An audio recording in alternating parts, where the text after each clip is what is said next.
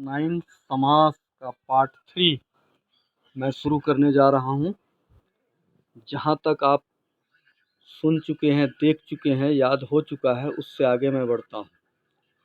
मैं तत्पुरुष समास का 3 उदाहरण आपके सामने रखा था, उसी की मैं व्याख्या करता हूँ। ध्यान रहे, बॉक्स में भी दिया हुआ है।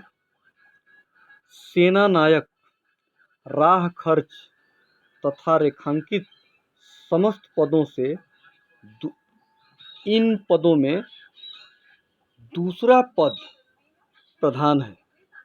एक बार और सुनिए। सेना नायक, राह खर्च तथा रेखांकित समस्त पदों में दूसरा पद प्रधान है। सेना नायक सेना का नहीं, नायक का बोध करा रहा है, अर्थात नायक दूसरा पद है। राह खर्च में राह नहीं, खर्च मुख्य है, अर्थात खर्च ही दूसरा पद है, उत्तर पद। तथा रेखांकित में रेखा की ओर संकेत नहीं है, बल्कि रेखा से अंकित की ओर संकेत है, अर्थात अंकित दूसरा पद हुआ, उत्तर पद। समझ गए? कहने का मतलब है तत्पुरुष समास में उत्तर पद ही प्रधान होता है। ये सभी तत्पुरुष समास के उदाहरण हैं। अतः हम कह सकते हैं कि जिस समास में दूसरा पद प्रधान हो और पहला पद गौण हो, गौण का मतलब जिसकी कोई उपयोगिता न हो, वहाँ तत्पुरुष समास होता है। अब आइए, इसमें विशेष भी दिया है बॉक्स के अंदर, ध्यान रहे। समास लंबा चैप्टर है, इसलिए मैं पार्ट पार्ट आपको समझा रहा हूँ। इसमें साधारणतः संज्ञा के साथ संज्ञा का योग होता है या संज्ञा के साथ क्रियापद का, ध्यान रहे, संज्ञा के साथ संज्ञा का भी मेल होता है उसमें, है ना, और संज्ञा के साथ क्रियापद भी होता है।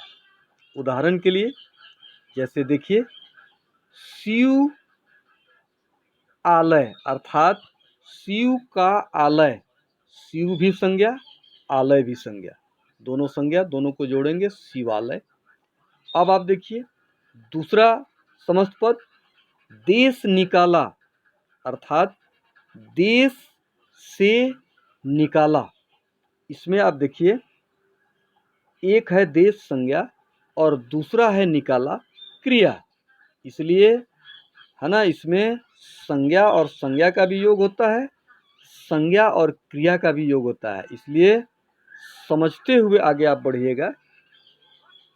आगे है, तत्पुरुष समास के पूर्व पद में कर्ता और संबोधन कारकों को छोड़कर, कर्ता कारक नहीं, बीच में 6 जो आते हैं कारक, कर्म से शुरू होता है, इसलिए इसको भी आप ध्यान रखिएगा।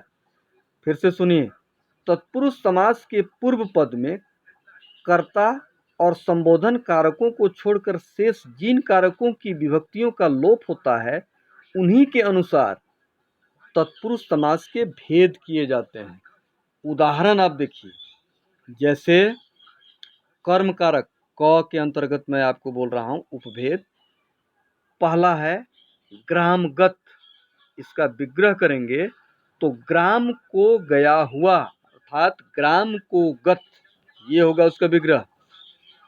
यश प्राप्त, यश को प्राप्त, कर्म कारक का चिन्ह है को, इसलिए, है ना, ये कर्म कारक, कर्म तत्पुरुष ही ये कहलाएंगे।